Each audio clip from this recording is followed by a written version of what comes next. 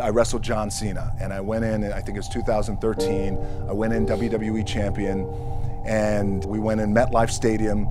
We had a record-breaking attendance, which was amazing that night. We accomplished our goal. So I wrestled with John Cena. We had 45 minutes planned for the match. It's nonstop, go, right? So your conditioning is tested. And at that time, I wasn't full-time in WWE. I was just doing these spot matches where I was still shooting Fast and Furious 6 in London, had to travel in the ring, get all my ring work in, travel back to shoot Fast and Furious, then back, WWE Raw, doing those shows, the big build-up to WrestleMania against John. We get to MetLife Stadium, it's a big night, this is it, it's game night, right? It's championship night for me. 45-minute match is planned out.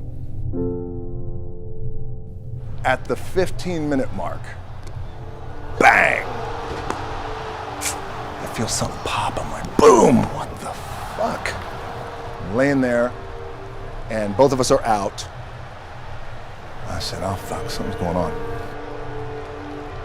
And I stick my hand, that was 85,000 people, right? And we're just laid out like this. I kind of roll over, I stick my hand down in my trunk just to see, I want to make sure that there was no bone sticking out. So there's no bone sticking out, what the fuck, something just happened. Referee comes over and he's like, Rocky, all right? I'm like, yeah, I think I'm all right. I said, fuck. I get up, I go to step, and I can't step. I can't do this. I have to use my leg like momentum. I gotta do that. So now in that moment, and you guys are gonna have these moments, you probably already had them already, where you're in the game and you're in the thick of things, and you gotta make a decision. What I gotta do? I'm gonna stay in the game, committed to the team, I committed to my team, the whole entire roster, right? So I could tell the ref says, are you okay? And I have one moment. In this moment, it was a defining moment. I could either tell him, no, I'm done. He'd give the signal, match is over. Or, let's keep going.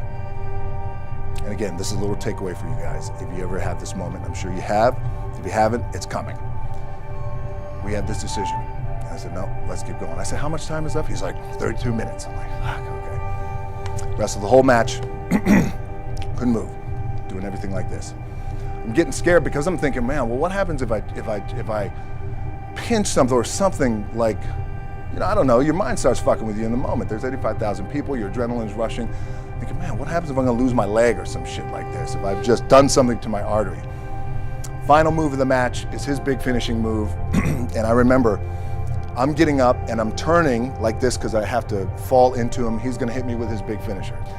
It's like a massive suplex where I go over his head and fucking slams me down. And I remember turning into John, and I remember thinking to myself, God, please don't let this be too bad.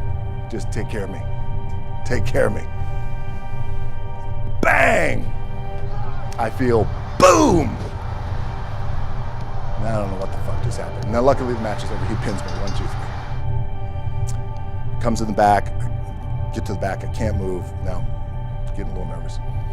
Doctors come in, don't know what's happening. Get on a jet, rushed home to my doctors down in Florida. And get an MRI, find out that I have completely torn my adductor, the top of my adductor and my top of my quad off my pelvis. Yes, really, really fucked up. What I was proud of was to walk out on my own, but not only that, but in this fucking moment where the odds are against you, people are watching, your team's depending on you, you either say, I'm done, or this shit, whatever the fuck is going on, it's temporary, and it may fuck me up at some point down the road. But I'm not gonna let this opportunity go by without giving it my all. Hold on to that fundamental quality of faith. Have faith that on the other side of your pain is something good.